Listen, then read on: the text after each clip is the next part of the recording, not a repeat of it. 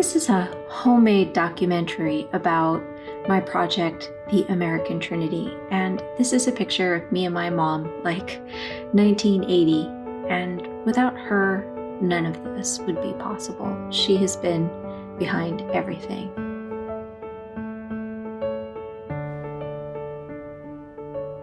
I'm working really hard to finish things. I've had a few hiccups. That's to be expected. In order to start at the beginning, I have to take you back to downtown Scottsdale, Arizona in 2009, where we had a family art gallery and where I had a budding art career. This is a picture of our gallery. I regret I didn't take pictures much in those days. All we had were flip phones anyway.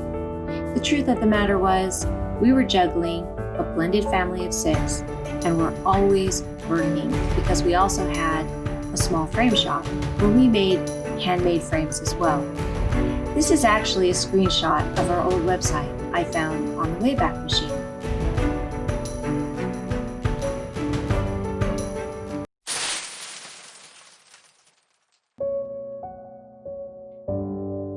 Remember, I did say it was 2009.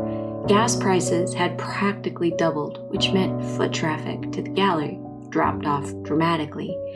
And the housing bubble had popped, which meant art was the last thing on anyone's mind.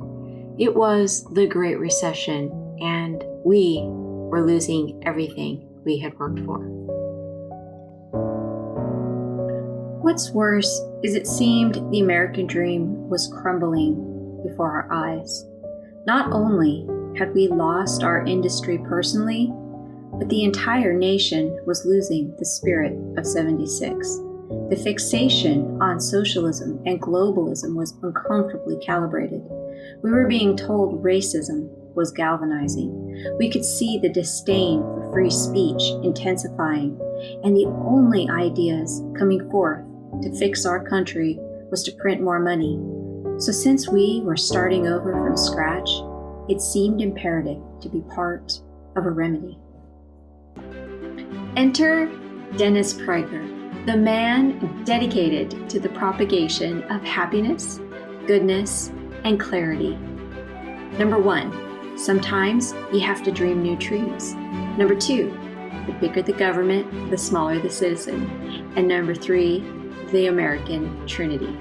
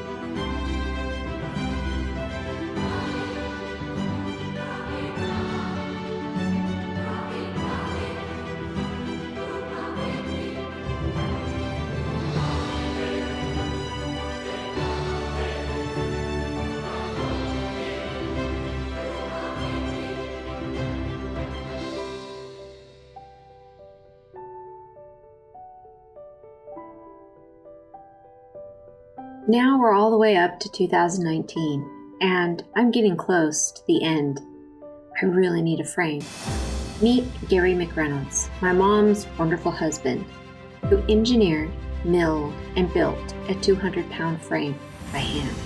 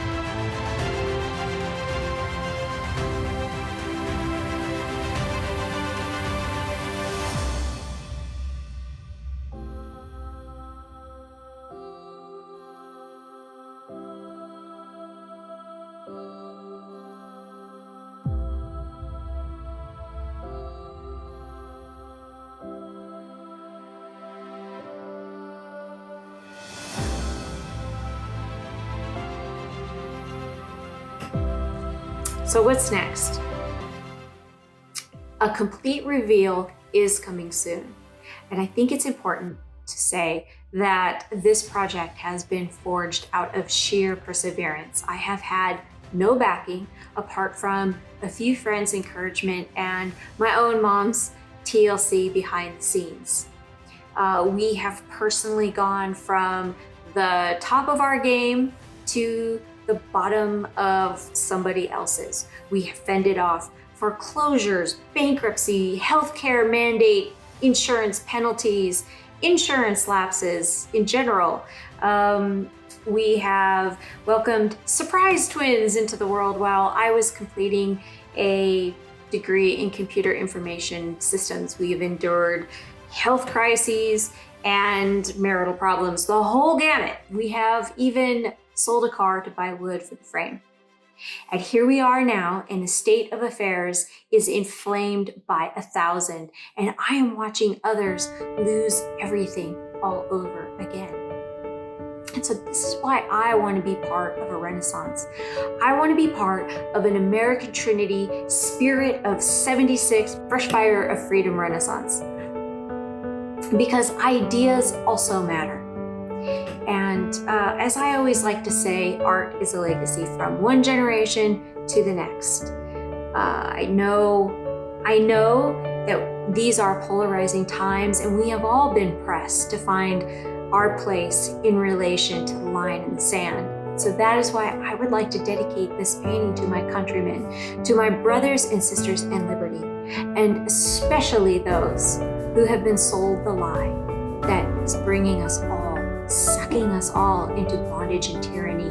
And that lie is that God is dead and that government is our savior. I hope that I can bring the painting around for others to see.